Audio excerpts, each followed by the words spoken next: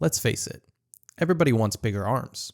But the problem is we get stuck doing the same routines, wondering why our biceps and triceps aren't growing. So today, I'm showing you my game-changing arm workout that I've designed to give you the ultimate pump and get you real results.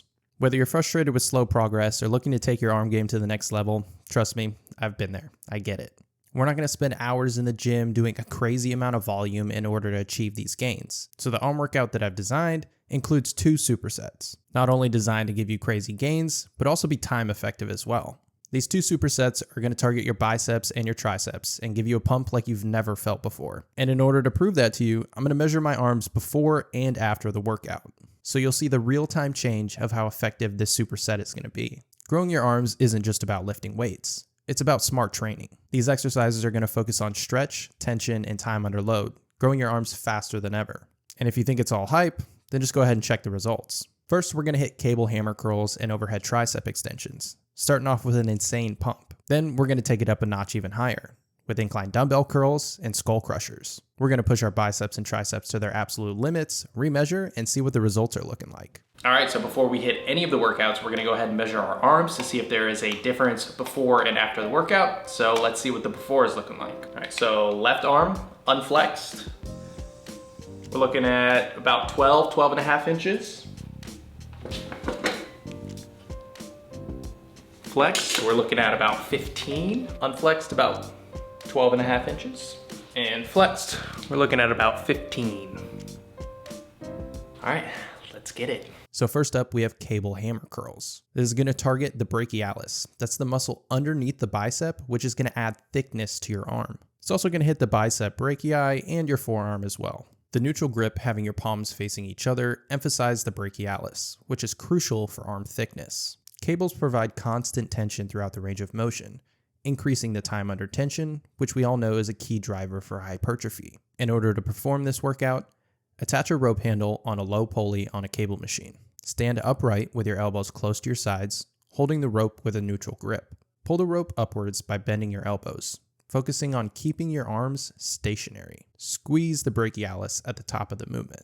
Slowly and controlled, lower the weight back down to the starting position, resisting the tension to engage eccentric control. Try to avoid swinging your body and let the arms do the work. I like to hit 12 to 15 very controlled reps. For the first set, I usually leave 1 to 2 reps in reserve. For the second set, I push even closer to failure. And for the third set, I go all the way to failure and then crank out some partial reps. The reason I pair these together is not only for effectiveness, but also by convenience as well. Use the exact same setup just by adjusting the pulley a little bit further up for your overhead tricep extension. And to be clear, you'll be performing 1 set of hammer curls followed by 1 set of overhead tricep extensions, and you'll continue this for all 3 sets. In order to perform this workout, attach a rope handle to a higher pulley. Turn your back to the cable machine, grip the rope, and step forward into a split stance. Lean slightly forward and raise the rope overhead with your elbows close to your head. Extend your arms fully, straightening your elbows while keeping them stationary. Slowly and controlled, return to your starting position. I really like to focus on the full stretch at the bottom of this rep, and while I like to get a nice complete contraction at the top, I'm more worried about the bottom of the rep than the top of the rep.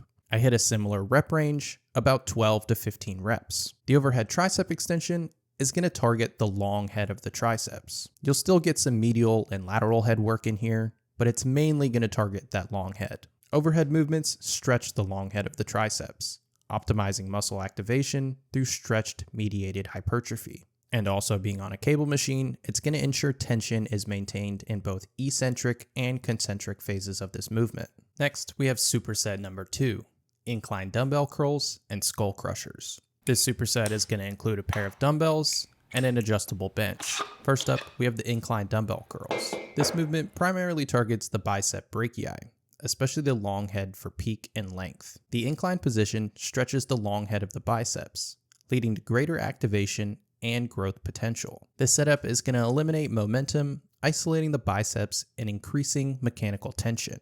In order to perform this exercise, set up a bench at about 45 to 60 degrees of incline, sit back with a dumbbell in each hand, palms facing forward. Keep your elbows slightly behind your body to maximize the stretch. Curl the dumbbells up slowly, ensuring your elbows remain stationary. Squeeze your biceps at the top. Then lower the dumbbell slowly to fully stretch the muscle. Try to avoid flaring your elbows or rushing this movement. I try to hit about 10 to 12 reps with strict form with a similar pattern to the first superset.